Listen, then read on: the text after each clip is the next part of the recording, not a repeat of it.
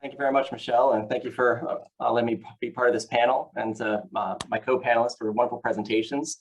So for the next few minutes, I'm going to take a little bit of a different approach, if you will, in terms of talking about the concept both of trust, but also of how we think about technological implementation. And so I work primarily at the OCD Institute at McLean Hospital, and I'm going to give just a few minutes to do a high-level overview of some of the pilot programs that we've had to implement and integrate digital technology into ongoing intensive residential treatment in an attempt to kind of both enhance the outcomes of treatment, but also, while we've been talking about the idea of access, I think the other side is also how do we use technology to reduce relapse and to help people really maintain the recovery trajectory once they do get into treatment and using kind of this stepped care approach. And so that's one of the things I'd like to focus on a little bit is some of the lessons that we learned and some of the ways that we can kind of maybe approach this from a clinical first kind of approach to help with this integration of digital tools. And so just for a little bit of background, so the OCDI is a intensive residential treatment facility for OCD. It's primarily for severe OCD or other anxiety disorders. We have a pretty highly comorbid group where individuals on average will have around 3 comorbid clinical diagnoses, and about 83 to 85% of those that seek treatment with us have multiple, meet diagnostic criteria for multiple challenges at a time. And many of them have gone through numerous treatments beforehand. And so this idea of both trust, not just in technology, but also in treatment as a whole, does tend to come into play a lot. The other piece that I wanted to kind of highlight before we get started is that it's a little bit different than an inpatient or outpatient setting because it does kind of blend the two. In these instances, what ends up happening is that the average length of stay is about 6 to 8 weeks, and individuals are engaged in treatment anywhere from about 7 to 9 hours a day, typically 2 to 4 hours of exposure response prevention practice, somewhere between 2 to 3 hours of group therapy, multiple individual therapy sessions per week, family therapy each week, and medication management with a psychiatrist each week. So it's pretty busy. And it's a much longer length of stay. But I think this is a really exciting time to also think about the role that technology can play, because as our technology develops, there's some really great potential for how we might be able to use this to support ongoing long-term recovery for our clients. And so what I'm going to kind of focus on first is years ago, we actually kind of started out doing it with a mobile app pilot, where we are taking some of these mobile applications that were designed as kind of self-help stepped care approaches and seeing is it effective to integrate them into ongoing intensive or residential care with the idea that individuals will have kind of a continuum of their recovery journey, if you will, that they can use across these levels of care. So it was a small 15-person pilot where we essentially randomly assigned individuals to use a mobile app or a paper pencil active control or treatment as usual to start, and then they would move through these other arms. And so I'm going to give mostly a high-level overview because I want to kind of bring this all together in terms of lessons learned. But what was really interesting is, even though this was a couple of years ago, the pre-treatment expectations for the role of technology in intensive and residential treatment was quite high. People were very excited for this idea. Both clients and clinicians both believed that the app would be more effective than treatment as usual. Well, one of the interesting things is when we actually finished the pilot and looked at it, we found that there were no significant differences between using the app as part of treatment or treatment as usual, and that there were no age-based differences in ratings of helpfulness, how distracting the app might be, or willingness to use it. So, but what we did find that I think is really important is that clients were overall highly willing to use the app again in the future, even though they at times said it wasn't as helpful as they had hoped, but they were excited to use it. Also, 75% of our treatment providers said they would recommend using the mobile app again compared to treatment as usual. And I think this really highlights kind of a dual process that's going on in the field with this kind of digital revolution, if you will, in that people are very excited about the opportunities for technology, even when there are elements of mistrust. Those that are really excited and really want to use it, really kind of are trying to move forward and find a way to use it. And so this idea of trust is not just gaining initial trust, but I think is also maintaining trust over time. And one of the things that I found most interesting from these findings was that we actually found that those with higher levels of OCD symptom severity rated the app as less distracting, more helpful, and they were more willing to use it again in the future. which when we were initially kind of pitching this project, I think that was kind of contrary to what the expectation was. Given the level of functional impairment that OCD symptoms can cause, the concern was that those with higher severity might struggle to use it without ritualizing or get stuck ritualizing around the apps or might find it distracting. But really, the data shows us that there was kind of an opposite trend occurring. One of the things that individual said was most helpful was the ability to kind of quantify their experience and use that as motivation and have that immediate feedback and that kind of long-term tracking for themselves. And so kind of the next phase of one of our implementation pilots was trying to see if we could use MetricWire to implement an ecological momentary assessment kind of protocol, not necessarily focused on research or data collection, but also as a proof of concept to see, could we use this framework as a way to collect data that is clinically relevant across the course of someone's treatment stay in a way that we can actually hopefully enhance their treatment on an ongoing basis. And how do we evaluate how different symptoms may impact things like motivation, willingness to engage in treatment, feelings of guilt or self-efficacy. But we also had, I'm just going to share a few high-level lessons learned, if you will, that when we actually kind of finished this 20-person pilot, we found that our completion rates of those micro-surveys we sent out, which range from one item to 5 items, very quick, around 3 to 4 times a day. Actually, the completion rate varied pretty drastically, ranging anywhere from average was 15.5%, but it really ranged from under 0.5% to upwards of 64%. Based on individual.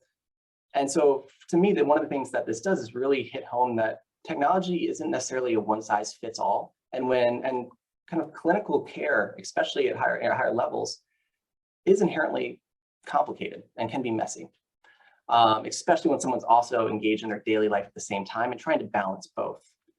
Luckily, over 90% of people responded to those surveys within the same day. But I think one thing that's important when you're thinking about how do you implement technology effectively is also think about when do you implement it.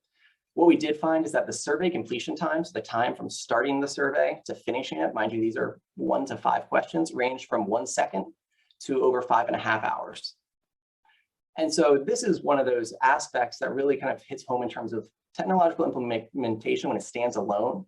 It's important if you're integrating it into ongoing or high severity settings, that there is that kind of personal touch point to help people maybe when they do get stuck or symptoms are interfering, or help them kind of move through that process so that the data can be useful to them. Luckily, what we did see is that overall people rated using an EMA platform as part of ongoing clinical care is pretty easy to use, not super distracting. But they did say that the helpfulness was somewhat moderate. And I'm going to kind of end with the last few minutes really just talking about what we kind of heard from individuals from both of these pilots, what lessons we learned, and how we might be able to think about kind of implementing more effectively for clients so that they can use these technological augmentations across the recovery journey, instead of having each kind of implementation being in a silo. Like you have one app or one program that you use when you're an outpatient. If you have to go to inpatient, then you use one specific strategy. And then there's the residential intensive in between. But one of the things that individuals talked about is, how does this help me in my journey? Does this mean I have to start over every time I transition level of care? And some of the frustration around that. I think that's a really important thing for us to kind of keep in mind. And so kind of as I move forward with these ideas of some of the lessons learned, I think one of the main ones is that with high interest and expectations around technology, when that's also present, in addition to some of the mistrust that goes into it as well, there are going to be instances where either people are hesitant to adopt or are going to be very, very eager to adopt. And in those cases where someone's eager to adopt, I think it's important for us as researchers, developers, clinicians to really focus on how do we maintain that trust? How do we make sure that we're actually implementing something that has treatment fidelity and that we're testing it, as Marie was talking about? And because one of the things I always talk to my trainees about is trust isn't necessarily given just because of our role. Trust is earned and it has to be maintained. And I think this is also true in technological implementation. And so one of the last things that I'll say, because I know I'm right at time and want to get to the Q&A, is that I would also encourage people to think flexibly, because one of the biggest challenges that people came across was this idea of duplication, where when they changed levels of care, all of a sudden they were duplicating effort over and over again. And that was one of the main points of frustration with technological implementation that patients reported, is that I like it, I like the feedback, but I don't like that I'm duplicating it. And so it's going to be the first thing that I'm going to stop doing when treatment gets difficult, unless they're able to see kind of what the utility is. And so with that, I'll move to Q&A because I know we're going to discuss this a little bit further, but thank you all for joining, and I'll stop sharing now. Awesome. Thanks, Nathaniel. I really like the idea of duplication, right? So if somebody feels that the treatment is the same or there's no real use of it, right? It kind of goes back to the beginning, right? If patients won't use the technology, it can't help, right? It's not going to augment treatment if they're not using it. I really like, and your work in the intensive psychiatric treatment settings, I think is really interesting. What do you see as difficulties, but as well as opportunities for innovation in these areas? Because I mean, man, especially inpatient, residential, those areas are just ripe for technology, but elegant solutions, right? They have to be very creative and thoughtful. Definitely, and I think it's a great question, because I think there are some really, and I know throughout the weekend we'll hear some really exciting things that are going on in inpatient settings as well, or the role of passive data. And I've used that with individual clients at times as well. I think one of the things that happens when you use it individually in a clinical focus is a question that I always love when clients ask, and this happens at a conference where clients are actually in sessions with researchers and clinicians, is someone will inevitably raise their hand and say, so can you tell me what this has to do with my recovery? Like, how does this change what I should be doing? And I think when we talk about technological implementation, that same question should be at the forefront of our mind, is what does this mean for the person? Is the data something that's digestible to them? Is it something that their clinical team is actually using? That is one feedback that we get a lot, is that it kind of feels like the faceless overlord, if you will, that's collecting all your data, that they don't know who's really doing it, who's running it. And they're really not sure, and a lot of times clients will talk about this, I'm really not sure whether or not my team is using it. And will I have access to it when I leave so that I can use this information later to help continue to motivate me? So I think having something that is flexible, that can transition those levels of care, and that someone can take with them in an understandable way is incredibly important. And to make sure we educate all the clinicians on how to use it effectively, so they can, and anyone who's having contact with the clients, so that clients can ask anyone, what am I doing this again? Or like, how do I understand this? That way they know that it is of value and not just something that we're taking it because we have other ulterior motives, which I do think also plays into that mistrust piece sometimes. I'll stop there because I have one other point, but I'll stop there because I know there's another question. Yeah, I mean, I think that's a really, really good point, though, that right, we can collect all of these data and it can look like really beautiful on, graphs. And we do the same thing here at the Menninger Clinic. But right, if we don't provide clinical utility to the team and to the patient to where it's useful and valuable and that they can use it in their recovery or treatment, right? And that's clinically actionable in some way or just useful, right? And just understanding baseline state, then really the adherence to use can kind of just dissolve. Yeah, and I think that really goes with that flexibility approach. One of the common things we got with app implementations is clients saying, I love it, it's a great idea, it's helpful with accountability, but it doesn't quite fit the treatment program. There's just enough that doesn't quite match that it's actually a real pain to use at times. So I think making sure it's flexible enough to match to those situations so that they use it and that they can take it with them. So it doesn't feel like they're starting over every time, because that is a challenge with any transition of level of care, feeling like you're almost starting over with no support. And I think that's where technology, there's a great future for it to be able to more smoothly bridge that gap. Totally agree. I always picture those figures that have, and for those who aren't familiar, there's sometimes like a triangle, different levels of care described.